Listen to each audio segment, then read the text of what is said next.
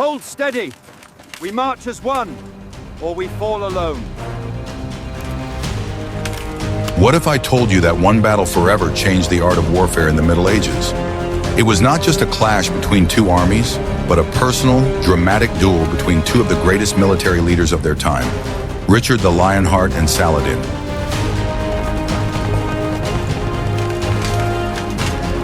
One represented the iron power of the West, knightly honor, and the Crusades.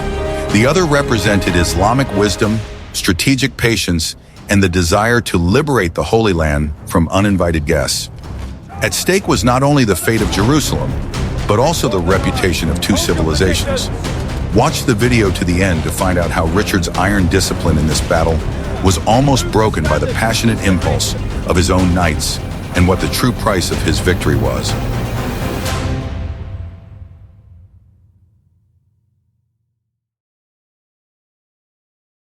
What if everything you were taught about the Middle Ages is outdated? To begin with, it is important to understand that Richard the Lionheart and Saladin were not just opponents, but two embodiments of fundamentally different military philosophies.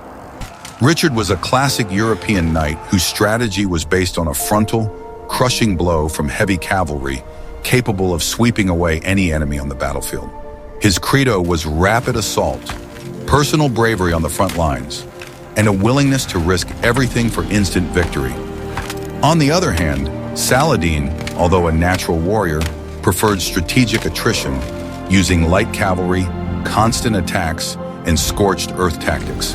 Richard's European army was a collection of contingents from different kingdoms, united by a single, albeit shaky, goal of the Crusade.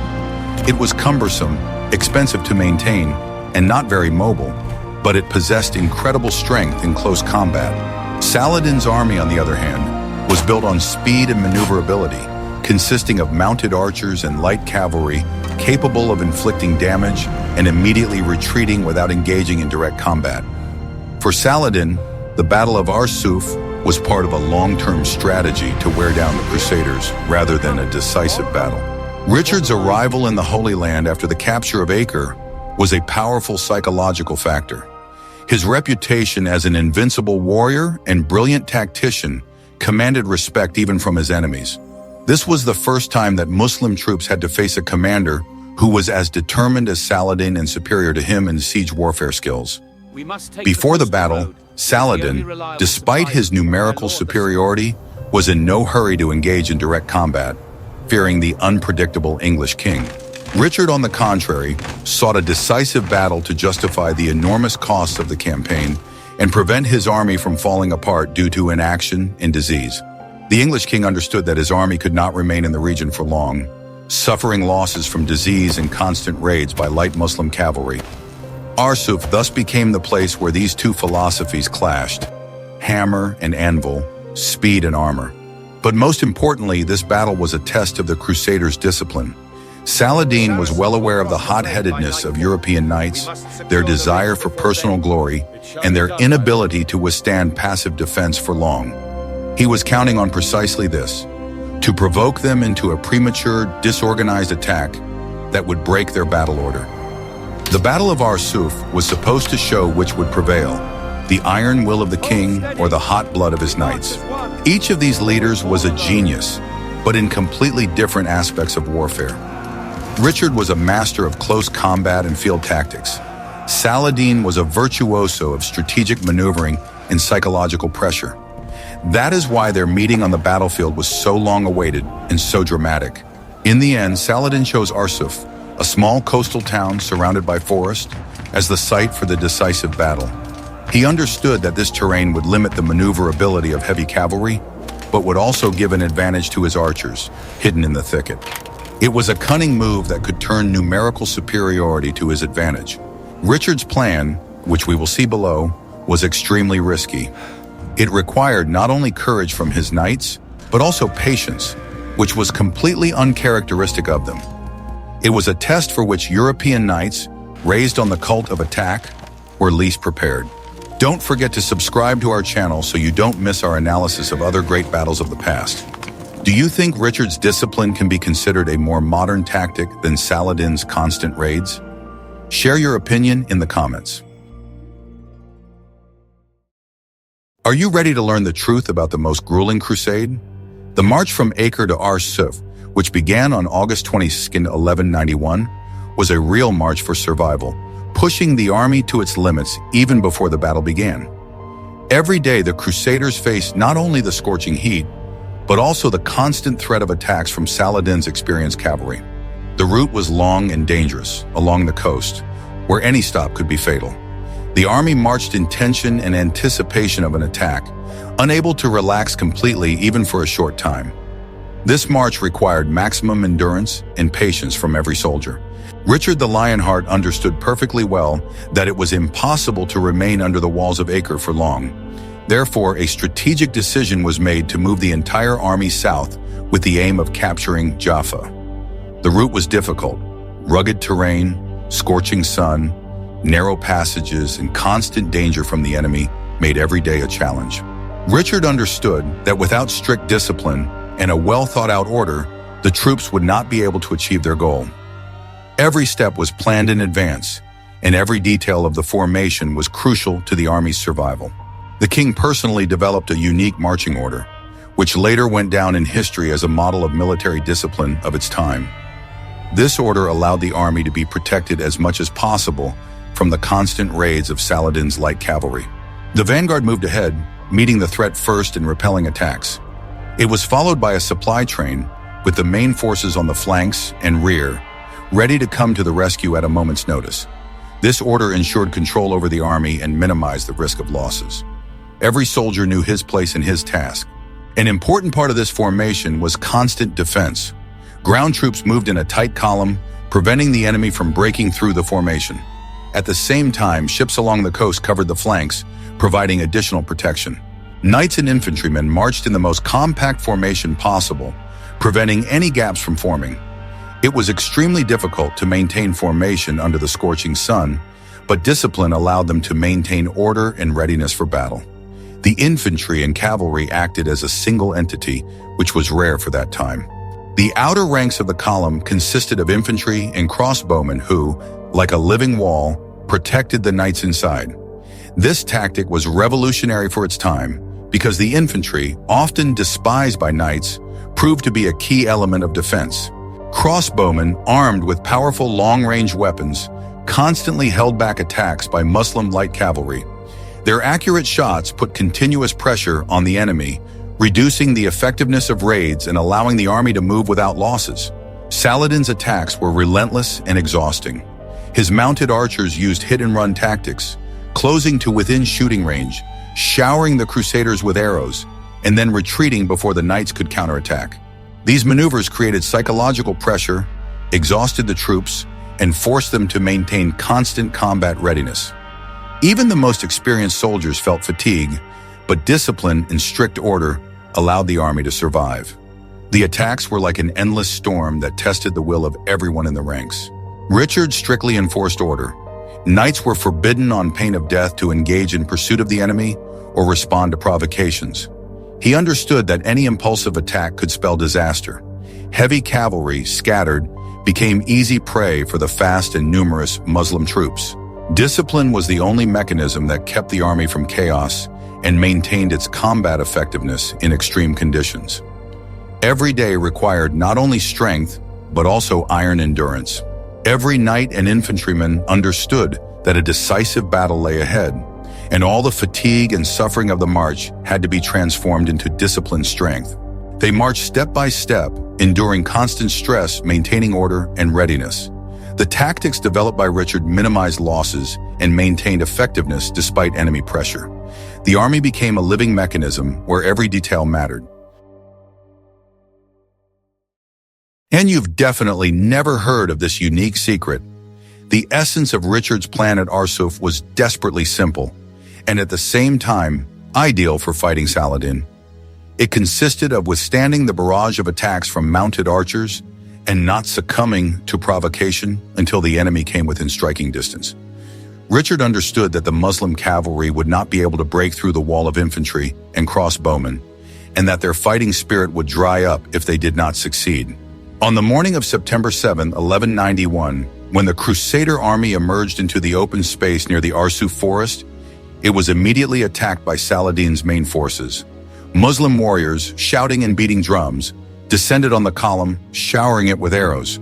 However, the Crusaders maintained perfect order, continuing their slow and steady advance. Richard divided his army into 12 units, each of which was mixed: knights, heavy infantry, and crossbowmen. He positioned them so that the infantry and crossbowmen were always on the outer rows, protecting the knights inside, who had to save their strength for one decisive counterattack. At the height of the battle, the tension reached its peak. The knights, encased in heavy armor, were exhausted by the heat, and their horses were suffering from arrows and thirst. Seeing the infantry perish and being unable to respond with a counterattack was unbearable for their military honor, which had been raised on the ideals of attack.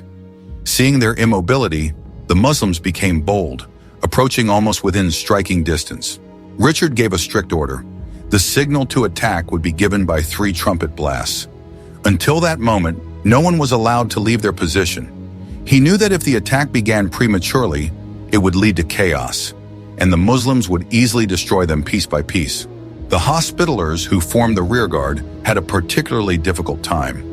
It was they who were subjected to the most furious attack. The master of the order repeatedly sent messengers to Richard with requests to allow a counterattack, but the king remained adamant.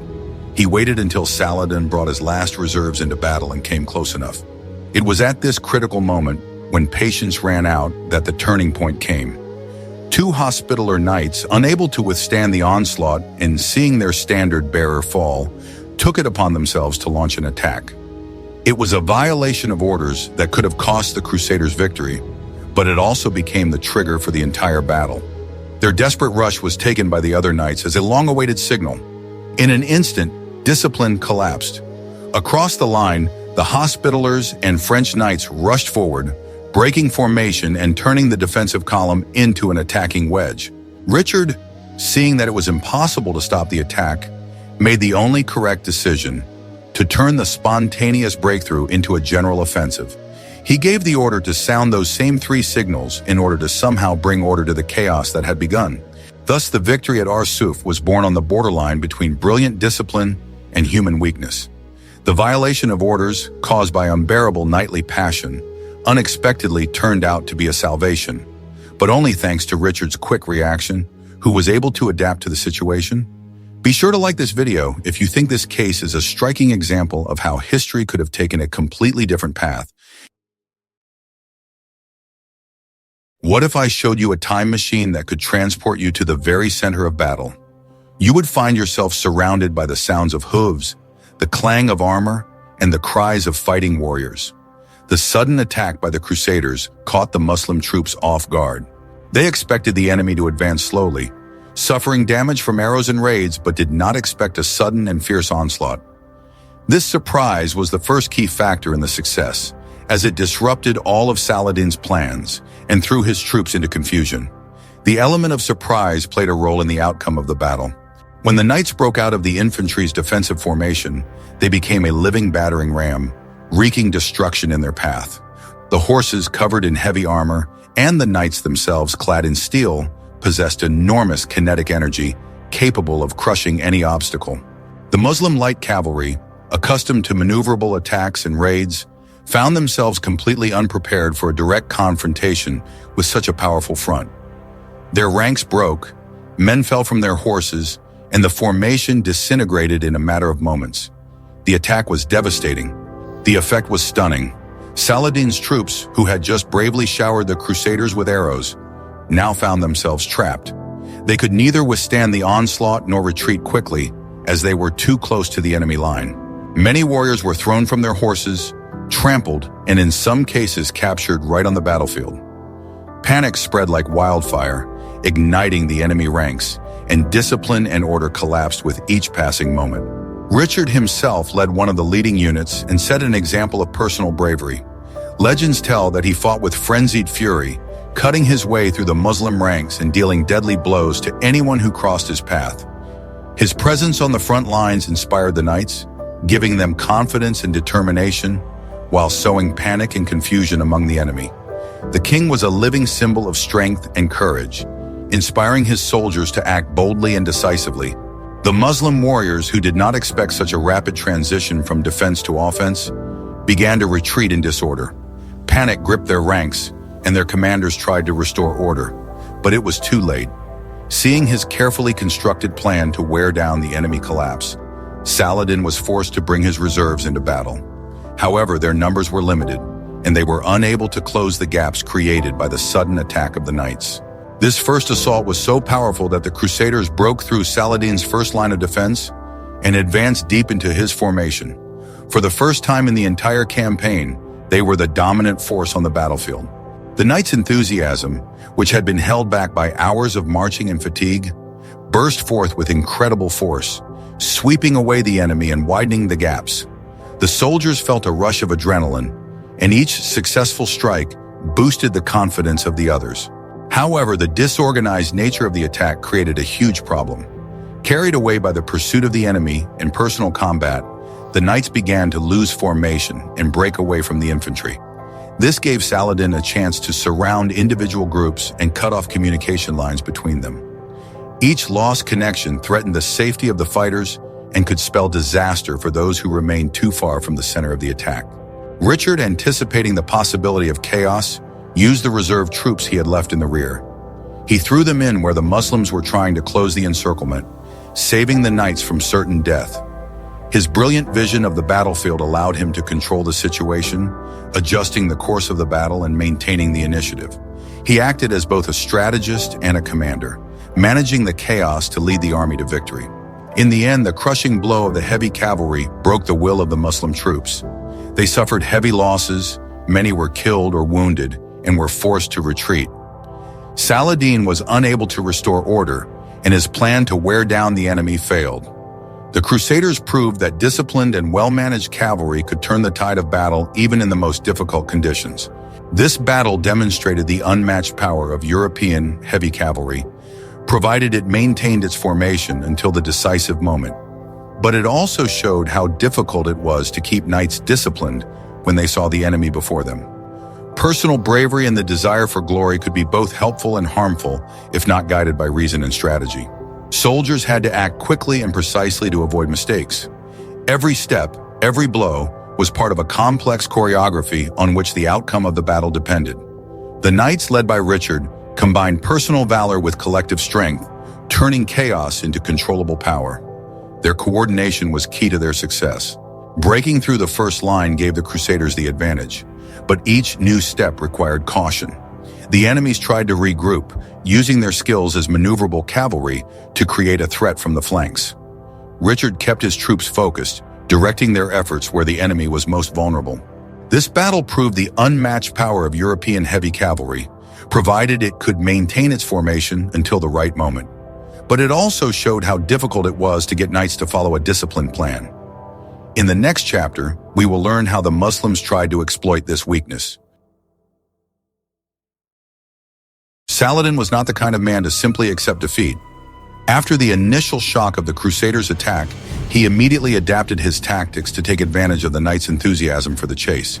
He ordered his troops to employ a classic maneuver of mounted archers, a feigned retreat. The essence of this tactic was simple. The Muslim cavalry feigned a panicked retreat, forcing the knights to break away from their main forces and engage in pursuit. Once the knights were far enough away, the cavalry turned sharply and surrounded their unwary pursuers. This trick was especially effective against European knights, whose thirst for personal glory and unbridled aggression often got the better of their common sense.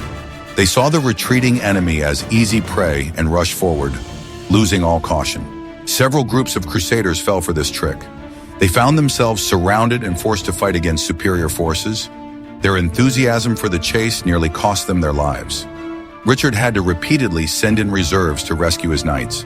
Saladin hoped that in this way he would be able to wear down Richard's army, inflict heavy losses on it, and destroy its battle order. He understood that every local skirmish in his favor undermined the morale of the Crusaders. However, Richard managed to respond. He personally rode along the front line, shouting and threatening to force the knights back into formation. He punished those who disobeyed orders and praised those who kept their cool. His unquestionable authority was the only force capable of stopping the spontaneous advance. It was thanks to the king's iron will and the steadfastness of the infantry, which held its formation, that Saladin's feigned retreat did not work to its full effect. The Muslims were unable to create a large enough gap in the formation to break the Crusaders into pieces. As a result, the Muslim troops were forced to retreat again, this time for real. They suffered heavy losses and realized that the tactic of provocation no longer worked. Richard won the second round of this difficult battle. The Battle of Arsuf was a turning point. It showed that, despite all its shortcomings, European discipline could be stronger than Eastern cunning when led by a genius like Richard. Saladin realized that he would not be able to defeat this enemy easily. What if I told you that Richard's victory was a Pyrrhic one? At first glance, it may seem that the Crusaders won a complete and unconditional victory, but in reality, the situation was much more complicated. After the Muslim troops finally retreated to the Arsuf forest, the battlefield was left to the Crusaders, and their nightly strike left a deep mark on the battlefield. The victory was visible and noticeable, and outwardly it seemed that the enemy had been completely defeated. However, the true cost of this triumph was hidden in the fatigue, losses, and tension of the army, which were invisible to an outside observer. The Muslim losses were enormous. According to various estimates, between 7,000 and 10,000 soldiers fell in battle, including several high-ranking emirs and experienced commanders. Each fallen soldier represented a part of the fighting force that Saladin had spent to contain the Crusaders. These losses were a heavy blow to his army, lowering morale and creating gaps in the organization of the troops. For Saladin, this was a serious signal. Even his best light cavalry could not withstand the power of heavy cavalry. The losses of the Crusaders, compared to the Muslims, were incomparably smaller. Only a few hundred men. These were mainly infantrymen and horses killed by a hail of arrows and in fierce clashes. But even this figure did not reflect the full complexity of the victory. The army was completely exhausted by many days of marching, continuous fighting, and the scorching sun. Every soldier felt the fatigue, thirst, and nervous tension that had accumulated during the entire campaign. The morale boost from the victory was enormous, despite the physical exhaustion of the troops. The Battle of Arsuf dispelled the myth of Saladin's invincibility in field battles, which had developed after the Christian defeat at Hattin. For the Crusaders, it was a return of confidence. They saw that their heavy cavalry and organized tactics could break even an experienced and cunning enemy. Richard's authority as a commander grew, and his name became a symbol of military power and personal valor. Saladin suffered a significant defeat for the first time in a long time. He was unable to stop the advance of the Crusaders and completely lost the initiative. His strategy of wearing down the enemy, on which he had pinned great hopes, failed. He had to retreat deep into his territories, regroup his troops, and prepare for new actions, more cautious and calculated. This failure was a hard lesson for him and changed his approach to the rest of the campaign. After his victory, Richard was able to take Arsuf and then Jaffa without hindrance. The capture of these coastal cities provided him with a secure base for subsequent operations and opened the way to Jerusalem. Control of the coast allowed him to supply his army and maintain communications with Western states. It seemed that the military objectives had been achieved, and the way to the capital of the crusade was open. However, the main goal, Jerusalem, still remained unattainable. The victory at Arsuf was tactical in nature. It demonstrated Richard's strength and skill, but strategic success was still ahead. Saladin retained his army in control of the capital, which meant that the Crusaders could not end the campaign with a complete victory. It was a lesson that one brilliant battle does not guarantee the final result. Furthermore, the victory did not solve the Crusaders' internal problems. The knights still sought personal glory and individual valor, often violating general discipline. Their insubordination and desire to stand out during battle alarmed Richard and forced him to constantly control his troops. Even after the victory, there remained a feeling that success had come at a high price and that further action would require tremendous skill and patience. After Arsuf, Saladin completely changed his tactics.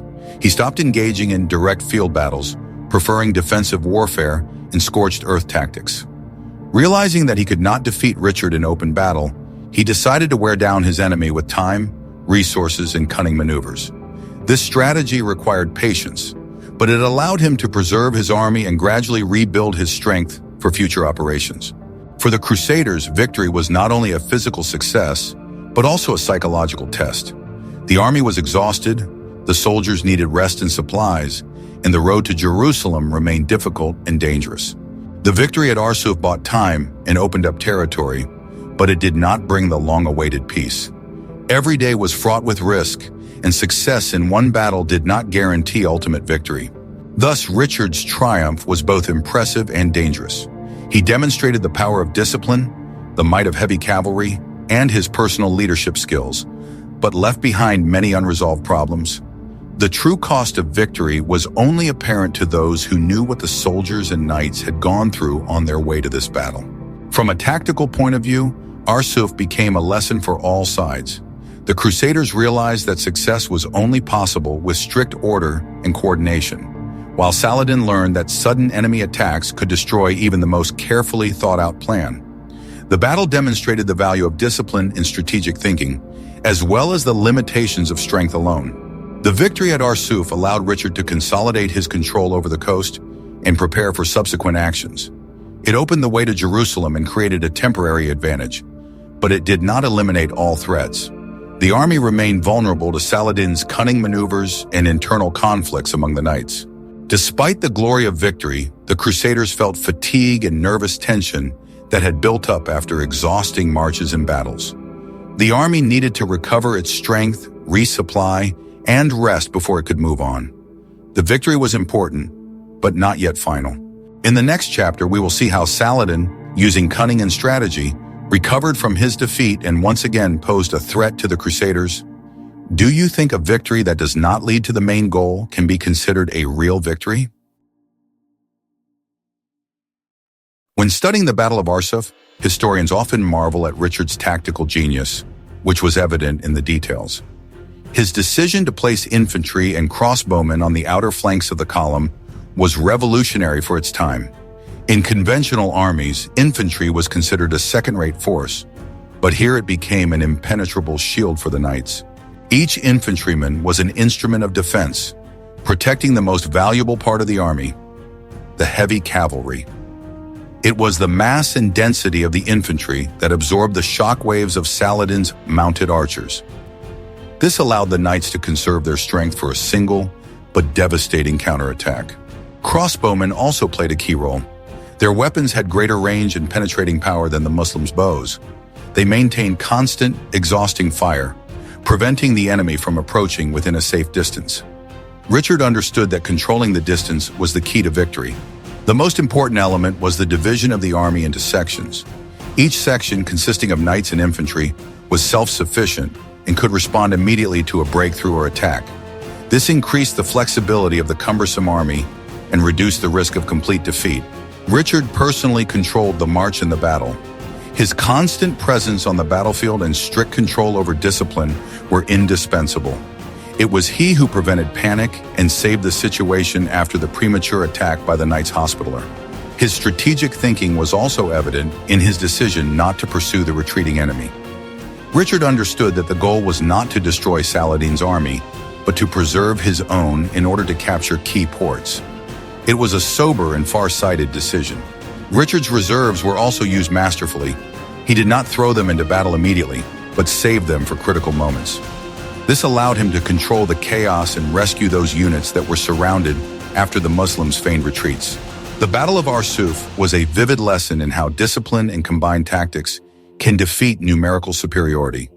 It was a triumph of infantry and firepower over speed and maneuverability. The defeat at Arsuf forced Saladin to thoroughly rethink his entire military doctrine. He realized how powerful Richard's army was and how unmatched the strength of his heavy cavalry was. Clashes in open fields no longer guaranteed success, and Saladin understood that any direct attacks on the Crusaders under the command of the English king would be doomed to failure. This realization required a new approach that took into account the strengths of the enemy and the weaknesses of his own troops. He made a strategic decision to avoid general battles and focus on defensive warfare. The scorched earth tactic became a key element of the new doctrine. Every village, every well, and every crop in the path of the Crusaders was to be destroyed. This not only deprived the enemy of resources, but also slowed their movement, turning each march into a test of endurance and patience. Saladin's main goal was clear and harsh: to force Richard into a long, exhausting campaign where disease, thirst, and hunger would become his main enemies. He understood that even the greatest army would not last long in a desert area deprived of water, food, and reliable logistics. The Crusaders' advance was to be a painful ordeal, with each day bringing new difficulties and losses. The Muslim light cavalry continued to strike, but now the objectives of their operations were of a different nature. They no longer sought direct combat, but focused on logistically exhausting their enemy. Raids on supply trains, destruction of bridges, and interception of messengers turned the army's normal advance into a constant nightmare. Each column of Crusaders was under pressure from different sides, and any delay could be costly. Saladin worked hard to strengthen key fortresses along the Crusaders' route. The garrisons became powerful strongholds surrounded by their own troops, ready to repel any attack. The territory between the fortifications turned into a minefield, where every advance of Richard's troops was accompanied by enormous effort and irreparable losses. The Crusaders faced constant obstacles and were forced to spend resources on ensuring the safety of their columns. Simultaneously with military measures, Saladin intensified his diplomatic efforts. He was aware of the tension between Richard and the French King Philip Augustus and used these differences to weaken the Crusader coalition. Through rumors, negotiations, and minor intrigues, he tried to sow doubt and mistrust among the allies in order to reduce their effectiveness and slow down the army's advance. Saladin's strategy was both wise and far-sighted. It allowed him to compensate for the tactical defeat at Arsuf by shifting the struggle from the arena of instantaneous clashes, where Richard had the advantage, to the arena of a protracted war of attrition. Here, the advantage lay with the Muslims, who could afford to slowly but surely weaken their enemy. Every day, every small victory in the form of a destroyed supply train or a ruined well became part of the long struggle. Saladin understood that time was his ally. The Crusaders were becoming exhausted, their morale was falling, and their resources were running out. His strategy required patience and calculation, not to give the enemy any open opportunities for triumph, and to make them pay a high price for every step. This approach allowed him to preserve the strength of his army for future decisive battles and gradually shift the initiative to his side. Thus, the defeat at Arsuf became a lesson for Saladin that changed the course of the entire campaign. He abandoned direct attacks and relied on cunning, endurance, and the prolonged exhaustion of his enemy. Each of his actions now pursued a single goal: to weaken the enemy without engaging in risky battles where Richard could once again demonstrate his superiority. This new strategy required discipline and patience from the troops and the ability to make long-term decisions from the commanders. The skillful distribution of forces and the correct use of mobile cavalry became the key to the successful implementation of the plan. Every strike, every resistance of the Crusaders became part of a strategy of attrition rather than instant victory. Saladin effectively turned the territory into a giant maze of obstacles for the enemy. Every step the Crusaders took was fraught with constant danger, and the road to Jerusalem became not a straight one, but an exhausting and dangerous one. This approach required Richard and his army not only to be strong, but also to be patient, skilled at planning, and disciplined. His actions demonstrated a deep understanding of logistics and human psychology. The Crusaders felt pressure not only from the army, but also from a lack of resources and constant threats from all sides. Psychological exhaustion became an important element of Saladin's strategy. After their victory at Arsuf, the Crusaders began a slow but steady advance towards Jerusalem. However, their most formidable enemies were not Saladin's soldiers, but thirst, hunger, and disease. This part of the campaign was a severe test for Richard's warriors. Saladin's scorched earth tactics bore fruit. The entire area around Jerusalem was turned into a desert. The Crusaders could find neither water nor food. The supply trains could not keep up with the army, and constant Muslim raids made it impossible to search for food. Epidemics began to spread among the Crusaders. Filth, unsanitary conditions, and poor nutrition caused mass illness. Disease took out more soldiers than the enemy's arrows and swords. The hospitalers could not keep up with treating everyone. Demoralization in the army grew with each passing day. The knights, tired of constant tension and suffering from deprivation, began to grumble. Many doubted Richard's ability to achieve his goal. At this moment, Richard's strength of character and personal example came to the fore. He shared his last piece of bread with the soldiers and helped dig wells. His unwavering determination was the only thing that kept the army from falling apart. Nevertheless, the war of attrition was working. Richard realized that he would not be able to take Jerusalem with his exhausted army. He was faced with a choice: risk everything in a desperate assault or retreat to replenish his forces. Logistics and survival became more important than military skill. The Battle of Arsuf was a triumph of tactics, but the months that followed were a logistical disaster. This contrast shows how difficult it was to wage war in the harsh conditions of the Holy Land. Ultimately, a series of logistical failures and constant internal disagreements forced Richard to abandon the assault on Jerusalem. He understood that even a complete victory on the battlefield would not guarantee the city's retention in the event of a counterattack by Saladin. The Crusader army was exhausted by days of marching, fighting, and lack of supplies, and its forces were too small for a prolonged siege. Each day without sleep, food, or sufficient water reduced the troops' combat effectiveness, and Richard understood that the risk of losing everything was too great. Even with a strategic advantage on the coast, Richard realized that holding Jerusalem would require a constant supply of troops and resources, which the Crusaders simply did not have. Internal disagreements between knights from different kingdoms, the ambitions of commanders, and conflicts of interest made any siege extremely risky. The disobedience of some leaders could lead to chaos, and chaos in such an important matter would mean disaster. Realizing the complexity of the situation, Richard and Saladin began negotiations.